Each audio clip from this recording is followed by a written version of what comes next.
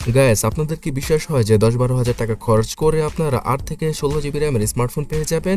বিশ্বাস করতে কষ্ট হলে আজকের ভিডিওটা সম্পূর্ণ দেখুন, বিকজ তিনটা সেরা স্মার্টফোন সম্পর্কে জানাবো যেগুলো কিনা 10-12 হাজার টাকায় অস্থির লেভেলের ডিসপ্লে, ক্যামেরা, 8 থেকে 16 জিবি র্যাম আর গেমিং চিপসেটের সাথে আসে। ইনফ্যাক্ট এই ফোনগুলো 15 থেকে 20 হাজার টাকার স্মার্টফোনকে টক্কর দিতে পারবে। So hey guys, Shanto here. আজকের তালিকায় যে তিনটা ফোন রয়েছে তার মধ্যে নাম্বার 1 এ থাকা ফোনটা সবচেয়ে বেশি স্পেশাল এবং মারাত্মক লেভেলের। তো সেই ফোনটা সম্পর্কে জানার আগে নাম্বার 3 তে থাকা ফোনটা সম্পর্কে জানাচ্ছি, যার নাম হচ্ছে গিয়ে ইনফিনিক্স হট 30i। এই ফোনটা দেখতে মারাত্মক লেভেলের সুন্দর। ফোনটার পেছনে পুরোপুরি সিম্পল টাইপের ডিজাইনকে ইউজ করেছে ইনফিনিক্স, আর এখানে কিছুটা আইফোনের ভাইবও পাবেন বিকজ ফোনটা পুরোপুরি বক্সি শেপের। এছাড়া এই স্মার্টফোনটার ফ্রন্টে পাওয়া যাবে 6.56 ইঞ্চির একটি আইপিএস এলসিডি প্যানেলের 90 হার্জের ডিসপ্লে, যার পিক ব্রাইটনেস হচ্ছে গিয়ে 500 নিটসের। যদিও কিনা এইচডি প্লাস রেজলিউশন রয়েছে এখানে, তারপরও এই ডিসপ্লেটা দেখতে খুবই ভালো এই 10 থেকে 12 হাজার টাকা বাজেটে। তবে আপনারা যদি 5 কাটআউটের স্মার্টফোন কিনতে চান তাহলে আর কিছুক্ষণ ওয়েট করুন, সেই ফোনটা সম্পর্কে জানাবো। তার আগে ইনফিনিক্স হট 30i ফোনটা সম্পর্কে সম্পূর্ণভাবে জানাচ্ছি। ইনফিনিক্স এর এই ফোনটাতে ইউনিসকের T606 এই নর্মাল টাইপের চিপসেটকে ইউজ করেছে ইনফিনিক্স, যেটা কিনা 10-12 হাজার টাকার ম্যাক্সিমাম স্মার্টফোনে ইউজ করা হয়ে থাকে। এই চিপসেটটার জন্য আপনারা হেভিলি গেমিং না করতে পারলেও বাবলস, টেম্পল রান অথবা পাজেল আর ক্যান্ডি ক্রাশের মতো অ্যাডিক্টিভ গেমগুলো খেলতে পারবেন। এই ফোনটাতে 4 জিবি এবং 8 জিবি র্যাম থাকছে। 4 জিবি র্যামের ভেরিয়েন্টটাই আপনারা 11 থেকে 12 হাজার টাকায় পেয়ে যাবেন, তবে 8 জিবি র্যামের ভেরিয়েন্টটা কিনতে হলে 13 থেকে 14 হাজার টাকার মতো খরচ করতে হবে। আর এখানে ভার্চুয়াল মেমোরির মাধ্যমে 4 জিবি র্যামের সাথে আরও 4 জিবি র্যামকে এক্সট্রা যুক্ত করে ভার্চুয়ালি 8 জিবি র্যামকে ইউজ করা পসিবল। সাথে পাওয়া যাবে 64 জিবি অথবা 128 জিবির ইন্টারনাল মেমোরি। ফোনটার পেছনের ক্যামেরা সেটআপ আসলেই দারুণ। বাজেটের মধ্যে ইনফিনিক্স আমাদের 13 মেগাপিক্সেলের ডুয়াল রিয়ার ক্যামেরা এবং 8 মেগাপিক্সেলের সেলফিকে অফার করছে। সর্বোচ্চ ফুল এইচডি রেজলিউশনে ভিডিও করা পসিবল হবে এই ফোনটা দ্বারা। তবে আমার মনে হয় না যে এই অল্প টাকার স্মার্টফোন দিয়ে কেউ ভিডিওগ্রাফি করবে। টুকটাক ফটোগ্রাফি করার ক্ষেত্রে ফোনটা পারফেক্ট। এছাড়া guys, side mounted fingerprint scanner, accelerometer, proxy সহ টুকটাক কিছু সেন্সরকে ইউজ করেছে ইনফিনিক্স। এখানে থাকছে এফএম রেডিওর সাপোর্ট আর 5000 mAh এর হিউজ ব্যাটারি, যেটা কিনা 18 ওয়াটের চার্জিং স্পিডের মাধ্যমে 2 থেকে 2.5 ঘন্টায় ফুললি চার্জ করা পসিবল। সো পুরো একদিনের মতো ব্যাটারি ব্যাকআপ ইজিলি দিয়ে দেবে ইনফিনিক্স হট 30i। তবে এর সফটওয়্যার এক্সপিরিয়েন্সটা কিছুটা হতাশ করতে পারে আপনাদের। অ্যান্ড্রয়েড 12 এবং XOS 10.6 এর সাথে আসা এই ফোনটাতে শুধুমাত্র 1 বছরের মতো টুকটাক আপডেটকে পেয়ে যাবেন আপনারা। তবে এর থেকেও ভালো কোয়ালিটির ডিসপ্লে যুক্ত স্মার্টফোন কিনতে চাইলে ইনফিনিক্স নয়, সিম্ফনির Z60 আর Z60 প্লাস স্মার্টফোনটা 10 থেকে 12 হাজার টাকায় একটা কিলার স্মার্টফোন হবে আপনার জন্য। তো আমাদের তালিকায় 2 নম্বরে থাকা এই সিম্ফনির স্মার্টফোন সম্পর্কে এবার বিস্তারিতভাবে জানাচ্ছি। তবে তার আগে এখনই লাইক আর সাবস্ক্রাইব করে দিন যদি আপনি না করে থাকেন। So guys, first of all আমি বলে দিচ্ছি, যাদের বাজেট কিনা 10 হাজার টাকা তারা সিম্ফনির Z60 স্মার্টফোনটা কিনতে পারেন। আর Z60 প্লাস স্মার্টফোনটা 11 থেকে 12 হাজার টাকা আপনারা ইজিলি পারচেস করতে পারবেন অফিসিয়াল ভাবে। সো এই বাজেটের মধ্যে 5 হোল কাটআউটের একটি এইচডি প্লাস রেজলিউশনের ডিসপ্লেকে অফার করছে সিম্ফনি আমাদের। এই ফোনটার ফ্রন্ট লুক দেখলেই অনেকেই মনে করবে যে এটা একটা 15 থেকে 20 হাজার টাকা দামের স্মার্টফোন, কিন্তু সিম্ফনি এত অল্প টাকার মধ্যেই 5 হোল কাটআউটের ডিসপ্লে যুক্ত স্মার্টফোনকে নিয়ে এসেছে। আর এখানে শুধুমাত্র 5 হোল কাটআউটই নয়, 90 হার্জের রিফ্রেশ রেটকেও পেয়ে যাবেন আপনারা। এক কথা বলতে গেলে ফোনটার ডিসপ্লে এই বাজেটের মধ্যে সবচেয়ে সেরা। তাছাড়া পেছনে পাওয়া যাবে 50 মেগাপিক্সেলের ডুয়াল ক্যামেরা সেটআপ। তবে Z60 স্মার্টফোনটায় 52 মেগাপিক্সেলের ডুয়াল ক্যামেরা সেটআপ রয়েছে।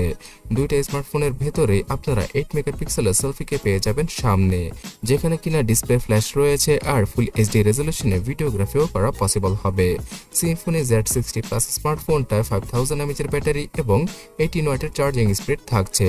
সো গাইস, ইনফিনিক্সের ফোনটার মতোই আপনারা প্রায় 2 থেকে 2.5 ঘন্টায় ফুললি চার্জ করে 1 থেকে 1.5 দিনের মতো ইউজ করতে পারবেন সিম্ফনির এই স্মার্টফোনটিকে। অ্যান্ড্রয়েড 12 এর সাথে আসা এই ফোনটা আগামীতে অ্যান্ড্রয়েড 13 এর আপডেট হয়তো পাবে না এবং 1 বছরের মতো টুকটাক আপডেট পেয়ে যাবে সিম্ফনির এই ফোনটি।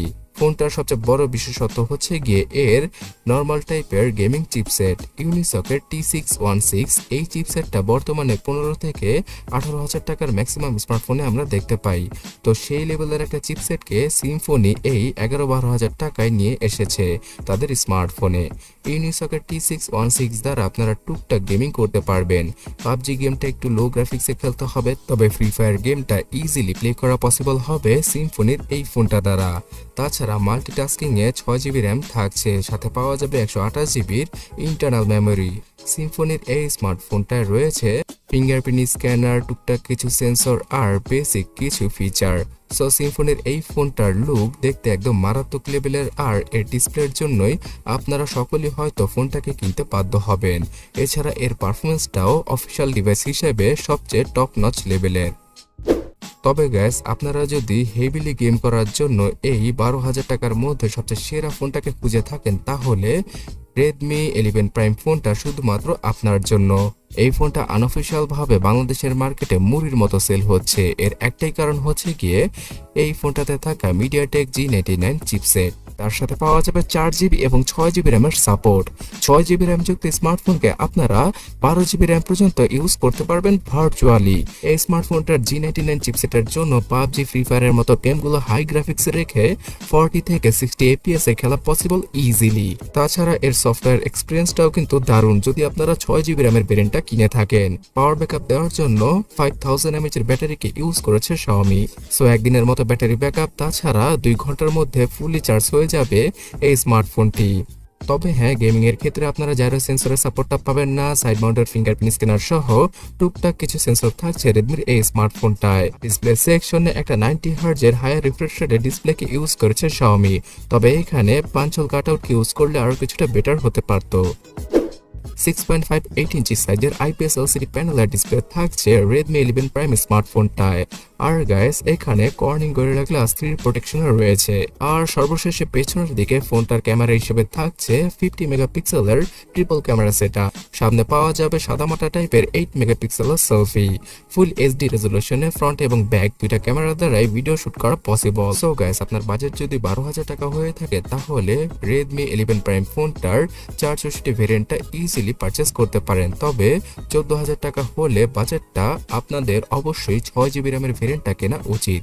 এতে আপনারা ফিউচারে প্যারামুক্ত ভাবে এই স্মার্টফোনটা ইজিলি ইউজ করতে পারবেন। তো এখন কথা হচ্ছে গিয়ে 8GB র্যামের সাথে কোন ফোনটা 12,000 টাকায় পাওয়া যায়। বাংলাদেশে শুধুমাত্র একটা স্মার্টফোনেই 12,000 টাকায় 8GB র্যামকে অফার করছে, যেখানে কিনা ভার্চুয়ালি আরও 8GB র্যামকে যুক্ত করে 16GB র্যাম পর্যন্ত ইউজ করতে পারবেন আপনি। আর সেই ফোনটার নাম হচ্ছে গিয়ে Itel S23 Plus। এই ফোনটার স্পেসিফিকেশন আপনারা স্ক্রিনে দেখতেই পারছেন।